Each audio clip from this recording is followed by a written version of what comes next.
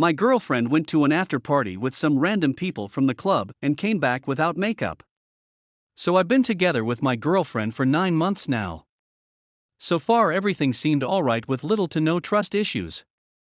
Last weekend though, she went out with her single friends to a club. There they met a group of people, mostly guys and a few girls. They decided to have an after party at one of the guys' place which continued until 8 a.m. I was awake when she arrived home. She openly told about everything, and how she had a great time, so I felt she had nothing to hide. Then it hit me. When she came home, she didn't have any makeup on and had her hair tied in a bun. Usually she washes her makeup off before, and this has been bugging me a lot. Am I overthinking, or is this a telltale sign of infidelity? Update. The original post can be found from my post history. I'm using the mobile app and am too lazy to find a way to link it here. At first I would like to add a couple of things to my previous post. She did not ghost me during the night and did message me that she would be going to this after party, which is a good sign in a way. She sent video snaps during the night, which showed her friends, and that she didn't go there alone and left with them. So now into the update. As many of you assured me, her makeup was in fact smeared from dancing all night, and she had wiped it away. When I asked this, the answer came directly, and her body language, which I was told to look out for by you guys, remained normal, so I feel like I have a good reason not to suspect her about anything happening between her and anyone at the after party. She also quite openly explained about the night in detail, which made me feel even more assured. Even after the conversations we had, her everyday behavior hasn't changed in any way. She doesn't act any clingier or less distant, which cheaters usually do. Except for one thing, she's been on her phone slightly more, and I quickly noticed the reason for it. I noticed that there was a new guy on her Snapchat's BF list. She hasn't made any attempts to hide her phone though, always leaves it face up, so I felt she probably didn't have anything to hide in there. When I asked about this dude though, she at first explained that it was a guy from the after party and said that she told him that she is in a relationship but the guy wanted to add her anyways. She openly told about the guy, how he is from the same town as us, but lives somewhere else, and was visiting his friends for the weekend. I asked if she felt this was acceptable behavior in a relationship, and she was like, why not? She doesn't have almost any guy friends and said she doesn't see him as anything more than a friend, and how the guy was kind of a loner, and just wanted to get to know new people. I wanted to believe her, but got a bit suspicious from the way she reacted. She started to accuse me of how she never asks about my female friends, to all of which I've made it clear I am in a relationship, and got a bit about me asking about this. She quickly apologized though for her behavior, and went back to normal. She has been quite open about the things they talk about, has acted quite assuringly in every other way, and doesn't react as angrily if I bring it up, but still talks with the dude from time to time. So what do I make of this all? Not to be mean or sound arrogant, but I did some snooping on this dude, and have got a picture that he couldn't be a threat in any way. Still, I don't know how he is like in real life. Also, what's the reason she could be so interested in talking to this dude when he lives far away and only visits our town a few times a year? Even though she doesn't show any signs of infidelity, body language, is open about talking to the guy, she acts around me the same as before. Why did she react so strongly when I asked if this was okay? Why didn't she tell me about this dude until I noticed she was talking to her, even though she made no attempts in hiding it? I mean, I obviously know the guy's intentions, but I also wonder if she has been honest about dating me if the guy still wanted to get to know her. Everything about her behavior points to honesty, except for getting angry at me asking if this is okay, but I still am not sure. Of course I would love for her to have more friends from both since she doesn't have many, but is this an appropriate way of getting them? Thank you for any advice and answers. As you can see, I am still in need of them. Story 2. Caught my wife, 29F, cheating on me, 29M, again after a year. Why do I question my own sanity? Hello and welcome to everyone. Because I do not have another channel available to me at this time that allows me to express myself in this manner, I am extremely grateful to each and every one of you who takes the time to read and share their honest opinions from an outside perspective.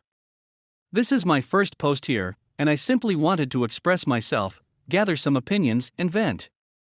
Background: my name is 29M, my wife is 29F, and we have two gorgeous daughters under the age of 4. Please keep in mind that my wife is suffering from depression. At one time, he was admitted to the hospital and diagnosed with suicide ideation. She takes medicine, or, at the very least, she should be taking medication according to prescription. Story: I discovered my wife was having an affair back in December of this year.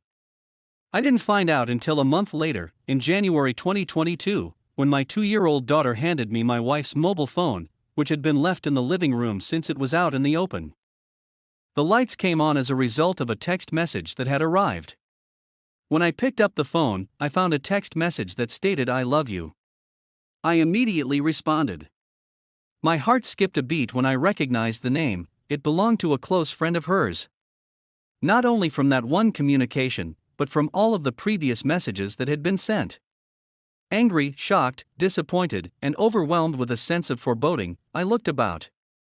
I couldn't believe I was in the midst of what I considered to be a terrifying nightmare. When I questioned my wife about her phone, I asked her what she wanted to do with it. What exactly is it? What exactly is going on?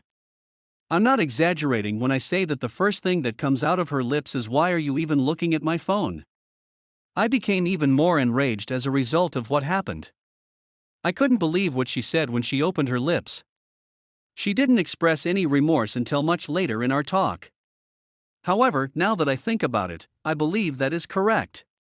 Her apologies were not real, as shown by the fact that I had to coax them out of her. Even in that case, that is not the manner in which I would behave if I were in her situation. In any case, she gives me her side of the story and confirms that she had encounters with this man on a number of different times.